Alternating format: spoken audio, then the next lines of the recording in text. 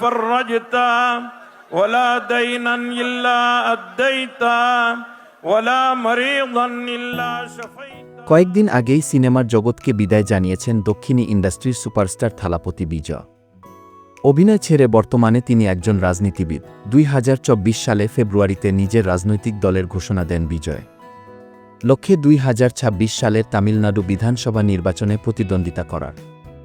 এরই মধ্যে নিজের দল গুছিয়ে নিয়েছেন বিজয়। আর পবিত্র রমজান মাস উপলক্ষে শুক্রবার সন্ধ্যায় চেন্নাইতে একটি ইফতার পার্টির আয়োজন করেন অভিনেতা।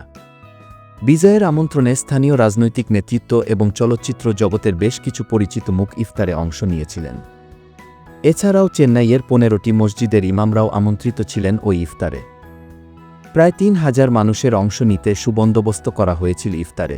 সংবাদ সংস্থা এনআই তাদের অফিসিয়াল এক্স অ্যাকাউন্টে ইফতারের একটি ভিডিও শেয়ার করেছে, যেখানে দেখা যাচ্ছে সাদা কুর্তা এবং মাথায় টুপি পরা অবস্থায় বসে আছেন বিজয়। ইফতারের আগে মোনাজাতে অংশ নেন অভিনেতা, যেখানে আমিন আমিন ধ্বনিতে মুখর হতে দেখা যায় বিজয়সহ উপস্থিত সকলকে। থালাপতি বিজয়ের এই ভিডিও ভক্তদের মধ্যে মিশ্র প্রতিক্রিয়া সৃষ্টি করেছে।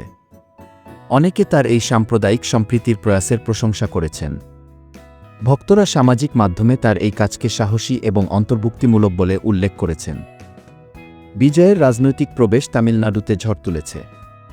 তার দল তামিলাগা ভেট্টি কাজাগাম গঠনের পর প্রথম সমাবেশে 3 লক্ষ মানুষের উপস্থিতি হয়েছে। এটি তার জনপ্রিয়তা এবং রাজনৈতিক প্রভাবের একটি বড় প্রমাণ।